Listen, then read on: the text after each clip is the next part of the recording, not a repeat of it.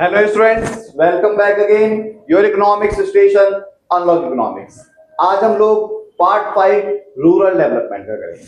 ठीक है, अगर आप लोगों ने चैनल को सब्सक्राइब नहीं करा, सब्सक्राइब कीजिए, बेल आइकन दबाइए और ज्यादा से ज्यादा शेयर कीजिए। हमने पिछली क्लास के अंदर पार्ट 4 कंप्लीट कर लिया था। आज की क्लास के अंदर हमारा पार्ट 5 चलेगा। पार्ट 5 चलेगा किस चीज का?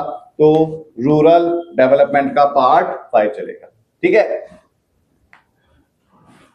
पिछली क्लास के अंदर हम लोगों ने बहुत सारे टॉपिक कवर करे थे। आज हम इस चैप्टर को पूरा फाइनल कर देंगे, खत्म कर देंगे। ठीक है, तो हमारा क्या है? नॉन फार्मिंग प्रोडक्शन एक्टिविटी क्या क्या है? नॉन फार्मिंग प्रोडक्शन एक्टिविटीज क्या क्या है? तो देखो, एनिमल हस्बेंड्री, फिशरीज और हॉर्टिकल्चर, ये तीन मेन एग्रीकल्चर एक्टिविटी के अलावा और तीन तीन कौन से मेन एक्टिविटी है? वो सारी है पोल्ट्री फार्म्स के अंदर। अगर हम पोल्ट्री की बात करें तो इसके अंदर हमारे पोल्ट्री फार्म्स के अंदर मिल्क और मीट मिल जाता है, एग मिल जाते हैं।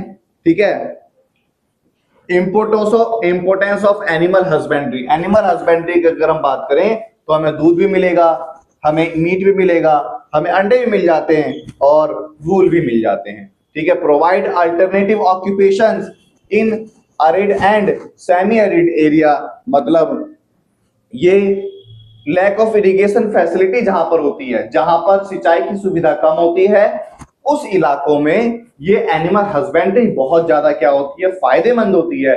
किसान खेती के अलावा भी इन चीजों से पैसे कमा सकता है।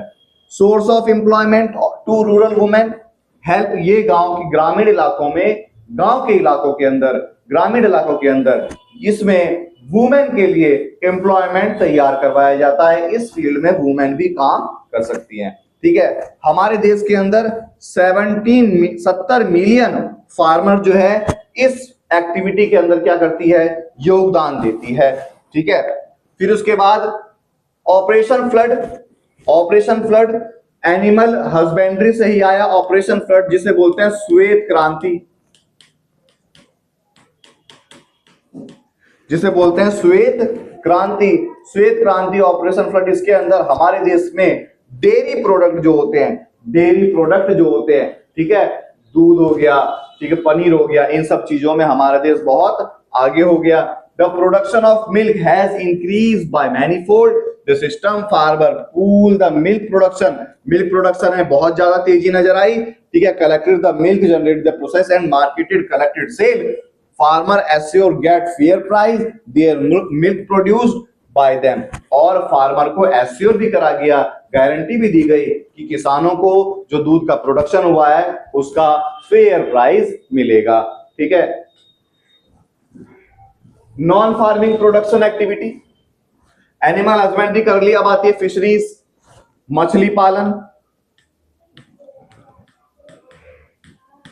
मछली पालन, फिशरीज, इंपोर्टेंस ऑफ फिशरीज क्या है? तो देखो, India is blessed with a huge body, बहुत आइसलैंड और मरीन, हमारे देश के अंदर बहुत ज्यादा एरिया ऐसे हैं, देखो समुद्री इलाके हैं ना यहां से, और नदियां भी बहती है हमारे देश के अंदर बहुत ज्यादा, तो आइसलैंड भी है और क्या है? मरीन इलाके भी है हमारे देश के अंदर। Important source of livelihood coastal state, जो समुद्री इलाके हैं उन इलाकों में ये बहुत ज्यादा इंपोर्टेंट सोर्स है अपना जीवन चलाने के लिए। प्रॉब्लम इन्वॉल्व, इस सेक्टर के अंदर, इस क्षेत्र के अंदर समस्या क्या क्या आ रही है? इस सेक्टर के अंदर देखो, सबसे पहले तो लो जीडीपी है, ठीक है, फिर लो पर कैपिटा इनकम, इस सेक्टर के अंदर पर कैपिटा इनकम, प्रति व्यक्ति आय क्या है? बहुत कम है। लैक ऑफ मोबिलिटी लेबर, ठीक है, लैक ऑफ लिटरेसी, पढ़े लिखे लोगों की संख्या कम है। ओवर फिशिंग, पोल्यूटेड वाटर, क्या है? पोल्यूटेड वाटर होने की वजह से फिश प्रोडक्शन कम होता जा रहा है दिन प्रतिदिन। ठीक है, फिर इधर बताया in term of employment fisheries engage nearly 14 million people, आज हमारे देश के अंदर 14 मिलियन पीपल इस सेक्टर में लगे हुए हैं। फिर है हॉर्टिकल्चर, हॉर्टिकल्चर का मतलब एक ऐसा क्षेत्र जिसमें फल, फूल, सब्जी, सारी चीज एक साथ, फ्रूट, वेजिटेबल, फ्लावर और मेडिसिन प्लांट, ये सारी चीज एक ही जगह पर उगाई जाए, इसे बोलते हैं हॉरिकल्चर। हिंदी में बोलते हैं इसे बोलेंगे पशुपालन, इसे बोलेंगे मत्स्य पालन, इसे बोलेंगे हॉरिकल्चर का मतलब बागवानी। बागवानी, ठीक है, क्या बोलेंगे? बागवानी। India is the second largest producer of fruit. Bharat क्या है? सबसे बड़ा वेजिटेबल और फ्रूट का सबसे बड़ा क्या है? प्रोड्यूसर है। India has been the world leading producer fruit like mango. Mango सबसे ज्यादा हमारे देश में आता है, बनाना हमारे देश में है, कोकोनट हमारे देश में है सबसे ज्यादा, कैश्यू नट्स, ठीक है, ये सब क्या हमारे देश में सबसे ज्यादा आता है। और ये honey lead to the golden revolution, जिस कारण से हमारे देश में यहां पर हनी की मात्रा, शहद की मात्रा बहुत ज्यादा पाई जाती है, और जिस कारण से गोल्डन रिवॉल्यूशन, स्वर्णिम क्रांति,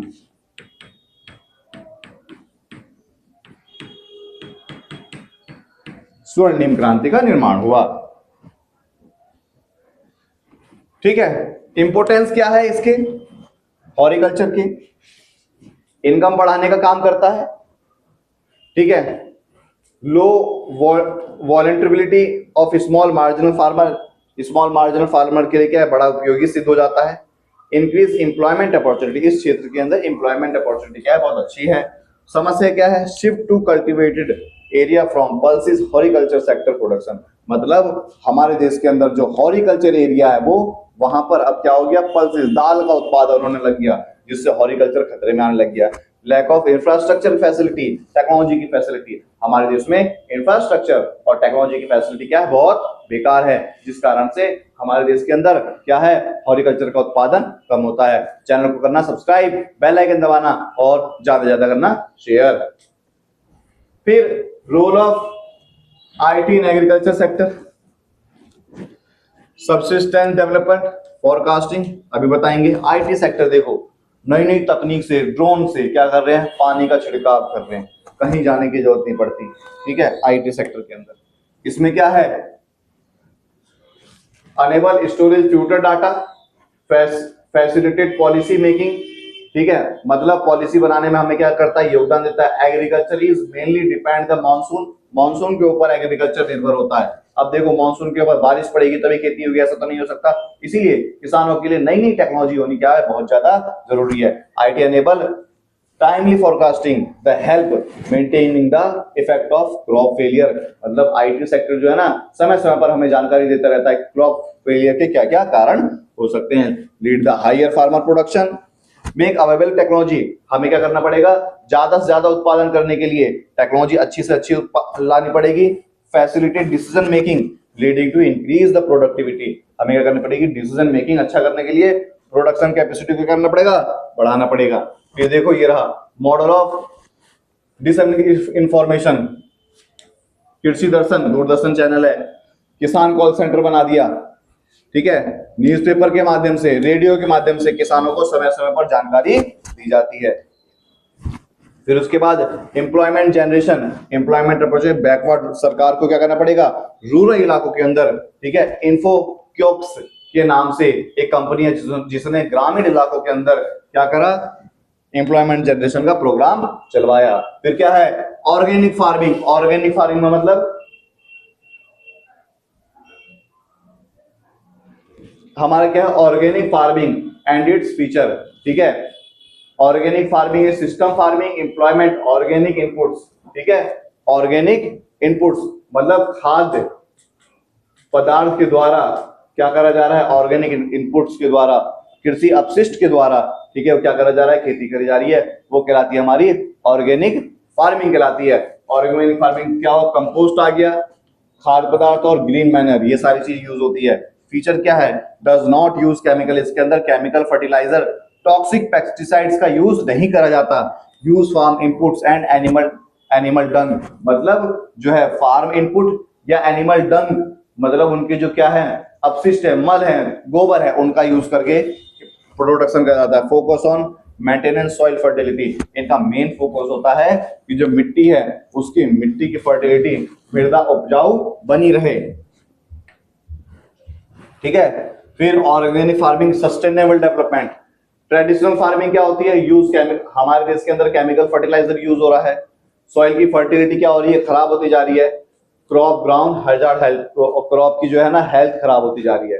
लेकिन ऑर्गेनिक फार्मिंग क्या है, ऑर्गेनिक इनपुट्स को यूज करके हम सॉइल की फर्टिलिटी बना के रख सकते हैं, मृदा का उपजाऊपन बना के रखा जा सकता है और टॉक्सिक फ्री हो सकता है। Organic farming promote eco friendly sustainable development. Organic farming जो है ना बिल्कुल भी पॉल्यूशन नहीं करता, ठीक है। 70% लैंड कल्टिवेटेड आर एबल, हमारे देश के अंदर 70% जो जमीन है उसमें ऑर्गेनिक फार्मिंग करी जा सकती है। मिनिमम केमिकल फर्टिलाइजर यूज होता है इसके अंदर। एम्प्लॉय लेबर इंटेंसिव टेक्नोलॉजी, इसके अंदर टेक्नोलॉजी यूज नहीं करी जाती, लेबर इंसेंटिव टेक्नोलॉजी यूज करी जाती है, जिससे लोगों को रोजगार भी मिलेगा। बेनिफिट क्या है, बेनिफिट ऑर्गेनिक फार्मिंग की, हमारे देखो केमिकल यूज नहीं होंगे, ठीक है, केमिकल यूज नहीं होंगे, रासायनिक चीजें यूज नहीं होगी। सॉइल की फर्टिलिटी, मृदा उपजाऊ बना रहता है। हेल्दी एंड न्यूट्रियस क्रॉप, मतलब टेस्टी और हेल्दी क्रॉप होते हैं, खाने में फायदेमंद होते हैं, ठीक है। और इनएक्सपेंसिव, खर्चा कम आता है। लो यील्ड प्रोडक्शन एक्टिविटी, ठीक है। लैक ऑफ अवेयरनेस, दिक्कतें क्या है, लैक ऑफ अवेयरनेस, लोग इससे खेती नहीं कर रहे। Lack of infrastructure, respective market research, infrastructure क्या है, बहुत बेकार है, इस कारण से ऑर्गेनिक फार्मिंग लोग नहीं करते। समझ में आ गया। तो हमारा जो है रूरल डेवलपमेंट का पूरे सारे चैप्टर, सारे पार्ट हमारे खत्म हो गए।